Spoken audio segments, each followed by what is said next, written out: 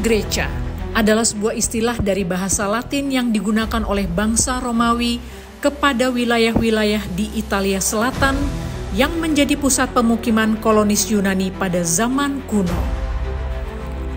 Magna Grecia di Italia Selatan memiliki 5 kawasan, yaitu Calabria, Sicilia, Campania, Basilicata, dan Puglia. Halo teman-teman, kita bertemu lagi di Jalan, Lihat, dan Cerita. Perjalanan kita kali ini adalah mengunjungi dan mengenal kota-kota di Italia Selatan yang merupakan wilayah Magna Grecia. Kalau tadi teman-teman sudah mendengar ada 5 wilayah di Italia Selatan yang menjadi kawasan Magna Grecia, nah salah satunya adalah Puglia. Kita akan mengenal kota-kota di wilayah Puglia, dan kota pertama yang kita kunjungi adalah kota besar yang memiliki kekuatan militer dan merupakan salah satu kota yang kaya di era Yunani kuno. Kota ini namanya Taranto.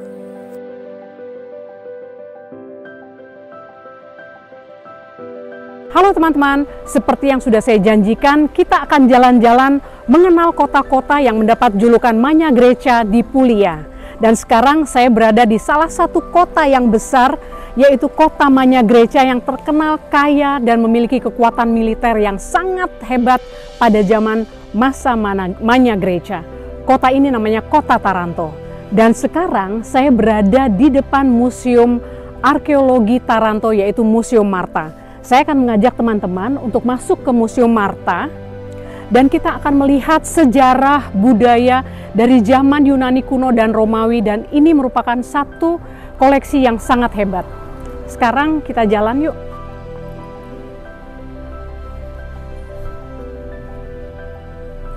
Kita akan melihat betapa hebat dan besarnya Museum Marta ini dan menjadi salah satu museum besar di dunia yang memiliki koleksi lengkap tentang arkeologi pada zaman Yunani kuno dan Romawi. Sekarang yuk kita jalan, kita masuk ke dalam dan kita melihat seperti apa Museum Marta dan bagaimana kehebatan koleksi-koleksi dari Museum Marta ini. Yuk, yuk. Museo Archeologico Nazionale di Taranto, atau yang kita kenal sebagai Marta, didirikan pada tahun 1887 yang berlokasi di pusat kota Taranto. Bangunan museum ini sebelumnya merupakan kompleks religius Convento dei Frati Alcantarini yang dibangun pada pertengahan abad ke-18. Pendirian museum ini diprakarsai oleh seorang arkeolog, Luigi Viola, yang ditugaskan untuk menyelamatkan dan mengorganisir temuan arkeologi dari kota kuno Taranto dan sekitarnya, terutama yang terdampak oleh pembangunan kawasan Borgo Umbertino yang baru.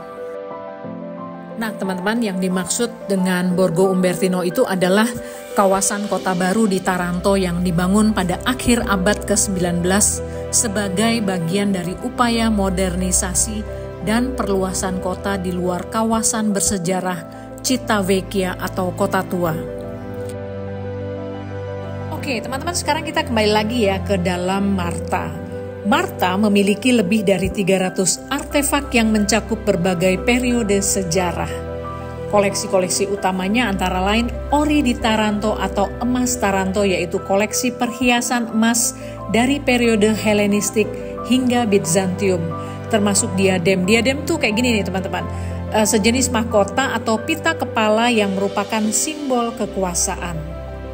Nah kita bisa melihat di sini bentuknya sangat cantik dan koleksinya yang begitu menarik. Yang kedua adalah Tomba del Atleta atau makam atlet, sebuah makam monumental dari abad ke-5 sebelum Masehi yang berisi sarkofagus. Nah sarkofagus ini adalah sebuah peti mati yang terbuat dari batu dan digunakan untuk menyimpan jenazah, terutama dalam konteks pemakaman kuno, karena dipercaya sarkofagus ini dapat mempercepat proses pelapukan jasad. Kemudian ada juga Veneri di Parabita atau patung-patung wanita dari periode prasejarah yang menggambarkan figur feminin dengan ciri khas lokal. Nah, kemudian Ada nih juga teman-teman, ini yang paling terkenal yaitu Zeus di Ugento, patung perunggu dari abad ke-5 sebelum Masehi yang menggambarkan dewa Zeus ditemukan di Ugento dekat Taranto. Selain itu ada juga koleksi keramik Yunani yang juga merupakan koleksi yang sangat menarik dari periode arkaik hingga Helenistik. Lalu ada juga patung dan mozaik serta prasasti dan koleksi barang sehari-hari. Kita juga dapat melihat banyak sekali koleksi dari penemuan-penemuan benda-benda di zaman Romawi.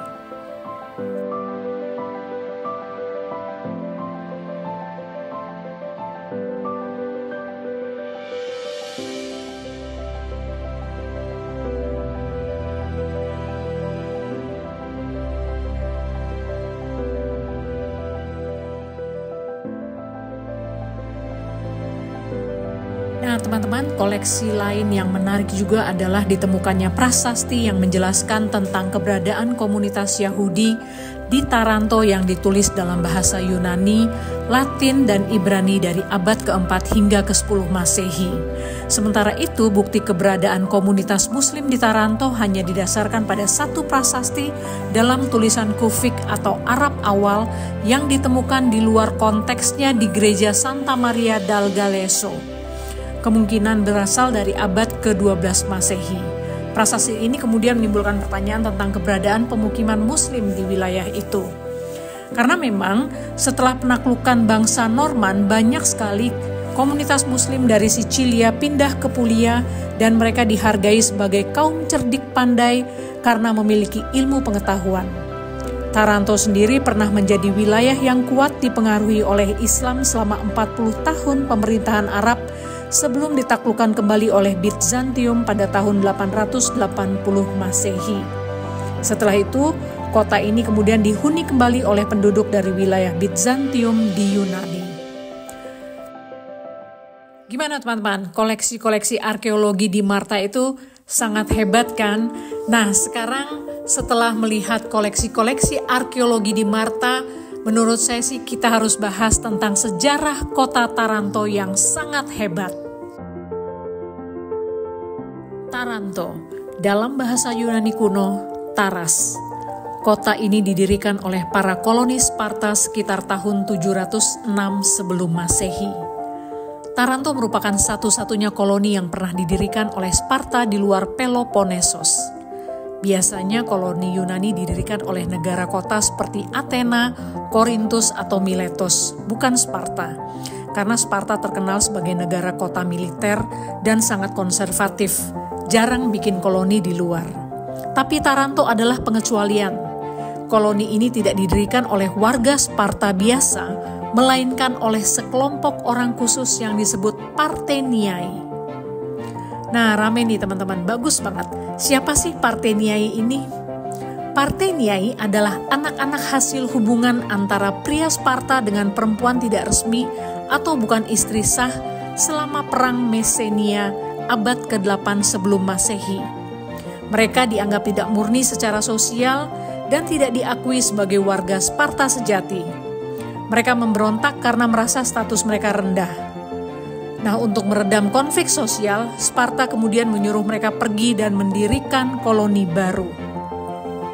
Kelompok Parteniai ini dipimpin seorang pemuda yang bernama Palantos, dan ketika dalam perjalanan menuju ke tempat koloni baru, Palantos disebutkan bertemu dengan Taras yang dalam cerita mitos Yunani, Taras adalah anak dari dewa laut Poseidon. Ketika itu Taras disebutkan menyelamatkan dirinya dan memerintahkan Palantos untuk menamakan tempat koloni baru itu dengan nama Taras yang kemudian menjadi Taranto. Kaum Parteniai menganggap tempat ini sebagai kota yang diberkati secara ilahi dan cocok untuk memulai kehidupan mereka yang baru. Itulah awal pendirian Taras atau kota Taranto sekitar tahun 706 sebelum Masehi. Sejak saat itulah kaum Parteniai kemudian membangun Taranto menjadi negara kota yang sangat hebat dan kaya, memiliki kekuatan militer yang tangguh. Dan teman-teman, sekarang kita akan melihat tempat pertama kali bermukimnya bangsa Sparta di Taranto. Halo teman-teman, saya sekarang sudah berada di kota Taranto, khususnya di wilayah kota tua yang biasa disebut sebagai La Città Vecchia. Nah teman-teman, seperti yang kita tahu bahwa Taranto merupakan satu-satunya kota Magna Graecia yang didirikan oleh bangsa Sparta. Dan dari situ kita akan melihat keunikan dan kekhasannya. Khususnya, salah satunya adalah wilayah kota tua ini atau La Città Vecchia. Walaupun cuacanya agak hujan, mendung, kemudian hujan nih teman-teman, memang nggak enak ya, tapi yuk kita sama-sama jalan-jalan dan mengenal seperti apa kota Taranto dengan ciri khasnya yaitu kota tua atau La Città Vecchia di Taranto. Yuk! La Città Vecchia di Taranto merupakan lokasi pemukiman awal penduduk bangsa Sparta yang tiba di Taranto. Letaknya di sebuah pulau kecil di antara dua teluk, yaitu Mar Grande atau Laut Terbuka dan Mar Piccolo atau teluk kecil yang lebih tertutup. Pulau ini kemudian dihubungkan dengan daratan utama oleh dua jembatan, yaitu Ponte Girevole dan Ponte di Porta Napoli. Nah, pemukimannya berkembang pesat dengan sistem polis yaitu negara kota. Tersusun rapih, memiliki akropolis atau bukit suci, agora atau alun-alun umum, pelabuhan dan pemukiman. Kita dapat melihat di sini sisa-sisa kuil Yunani kuno atau Greek Temple yang menjadi peninggalan arsitektur sakral dari masa kolonisasi Yunani. Kuil ini dikenal dalam kajian arkeologi sebagai Tempio Dorico di Taranto karena kuil ini bergaya Dorik. Dibangun sekitar abad ke-6 sebelum Masehi dan merupakan salah satu struktur suci tertua di Italia Selatan dari era Magna Graecia. Digunakan untuk pemujaan dewa-dewi Yunani, meskipun tidak ada catatan pastinya, tapi kemungkinan besar dipersembahkan kepada dewa Apollo, Athena, dan Poseidon. Nah, yang tersisa di sini adalah 3 kolom batu besar bergaya Dorik yang berdiri tegak dengan tinggi kolom sekitar 8 meter.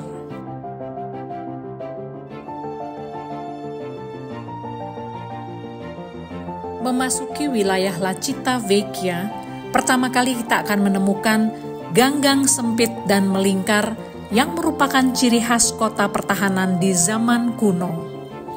Rumah-rumah di sini bertingkat dan terbuat dari batu kapur Karparo, yaitu bahan bangunan khas Taranto yang memiliki struktur berpori dan lunak, sehingga batu ini mudah dipotong dan diangkut. Batu Karparo ini cocok digunakan untuk membangun rumah terutama di gang-gang sempit dan kompleks hunian yang berlapis. Bagi La Città Vecchia, batu Karparo bukan hanya sekedar batu bangunan, tetapi sebagai penjaga memori sejarah. Karena batu Karparo digunakan sejak zaman Yunani kuno hingga zaman modern. Teman-teman, sampai saat ini kawasan bersejarah ini masih dihuni. Bahkan ketika saya mengunjungi ke sini, masih banyak sekali penghuni wilayah La Città Vecchia ini menghuni rumah-rumah yang sudah sangat tua. Dan saat ini wilayah La Città Vecchia mengalami proyek revitalisasi budaya dan arsitektural. Karena wilayah ini memiliki nilai sejarah yang tinggi, maka La Città Vecchia merupakan objek wisata sejarah utama di Taranto. Selain Kastil Aragonese, benteng Aragon yang dibangun di atas situs Yunani dan Bizantium, kita juga bisa melihat bangunan-bangunan gereja tua yang juga dibangun pada abad ke-11 peninggalan Norman dan juga gereja-gereja yang sangat antik yang berada di wilayah La Città Vecchia ini.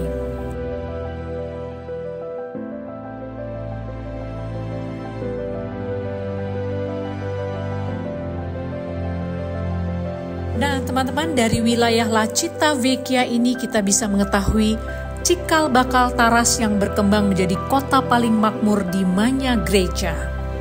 Kota kaya dengan kekuatan militer yang hebat ini merupakan satu-satunya koloni Sparta yang terkenal. Sampai saat ini, banyak wisatawan yang mengunjungi Taranto untuk melihat peninggalan sejarahnya yang sangat mengagumkan.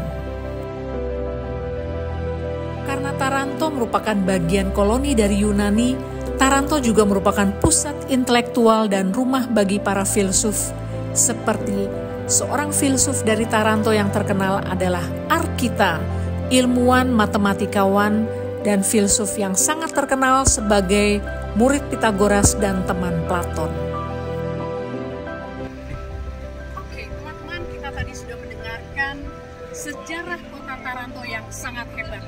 Kota Taranto yang dibangun dan didirikan oleh sekelompok Parteniai di bawah pimpinan Palantos, yang akhirnya menjadikan Taranto sebagai kota yang kuat, kaya, dan memiliki kekuatan militer khususnya di zaman Yunani kuno.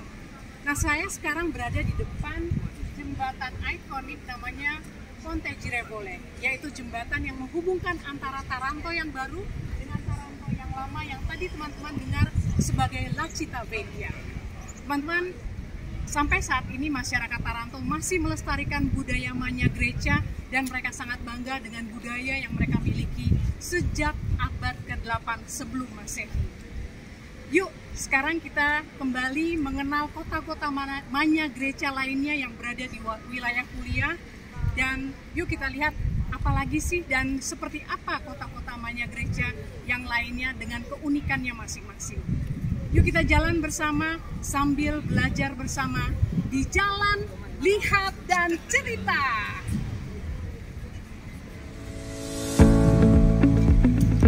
Teman-teman, demikianlah perjalanan kita ke kota pertama yang merupakan wilayah Magna Graecia di Puglia, yaitu kota Taranto.